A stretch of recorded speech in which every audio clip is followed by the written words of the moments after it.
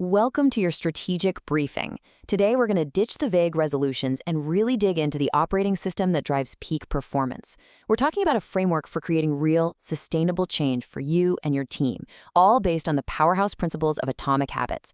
Let's get started. So, I want to kick things off with a question, one that might challenge some of the conventional wisdom you hear. We're all told to set these big, hairy, audacious goals, right? The moon shots. But what if that intense focus on the finish line is the very thing holding you back from ever crossing it? The solution, believe it or not, is a major shift in perspective. It's about tapping into one of the most powerful forces in the universe, compounding. But we're not applying it to money. We're applying it to our skills, our processes, our capabilities. This right here, this is the 1% advantage. It's the absolutely mind-blowing exponential power of getting just a tiny, tiny bit better every single day. So here's our game plan for this briefing. First, we're going to rethink your whole growth strategy. Then we'll break down 2 key principles for making things happen. And finally, I'll give you a concrete playbook so you can put all of this into action like today. All right, our first big shift is all about where you put your focus. It's time to stop staring at the scoreboard and start paying attention to the process that actually puts points on the board. The difference here is everything. When you're goal-oriented, you're chasing a temporary high, a momentary win. But when you're system-oriented, you're building a process, a machine that makes success the default outcome. And here's the real kicker. Winners and losers, they often have the exact same goals. The thing that separates them, it's the quality of their systems. I mean, this quote just nails it, doesn't it?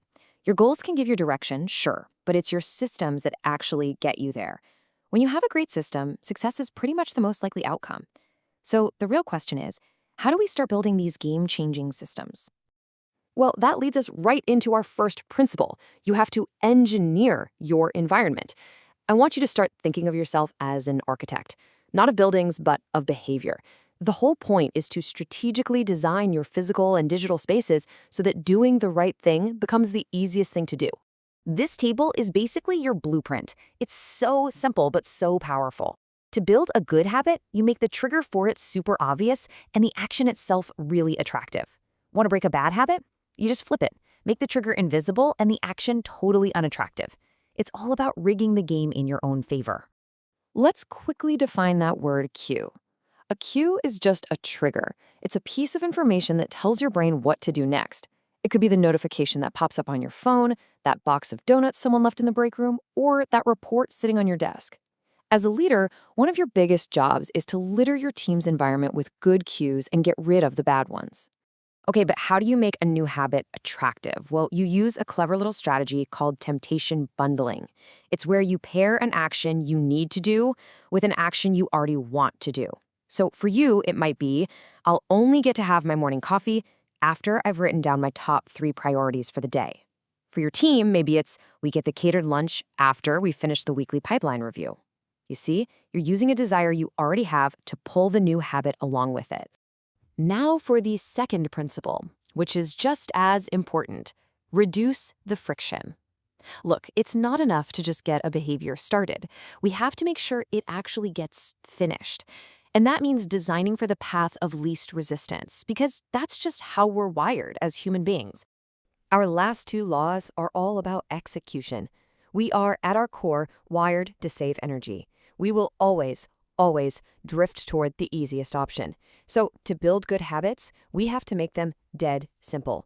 And to make them stick around for the long haul, we have to make them feel good right away. And making a habit easy isn't about being lazy. It's about being strategic.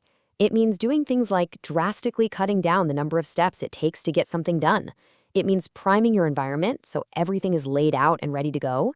And it means automating small decisions so you can save your precious willpower for the stuff that really counts.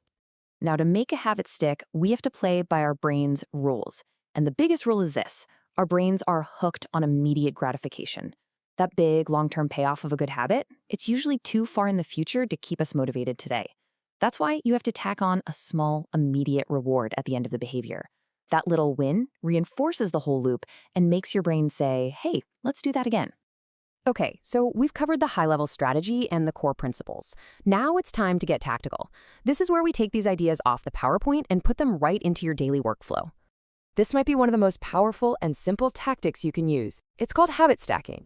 All you do is find a habit you already do without thinking, and you anchor your new habit right onto it. For instance, after I hang up from my first call of the day, I will walk around the office for 2 minutes. See? It's a simple little formula you can use for yourself, for your team, right now. So let's wrap this all up. Here's your executive summary. The playbook is simple. We make good habits inevitable by making them obvious, attractive, easy, and satisfying. We make bad habits impossible by doing the exact opposite. And above all else, we forget about the finish line and just focus on improving our systems by 1% over and over again. And that brings me to my final point, and really, my challenge to you. Strategy is just a nice idea without execution.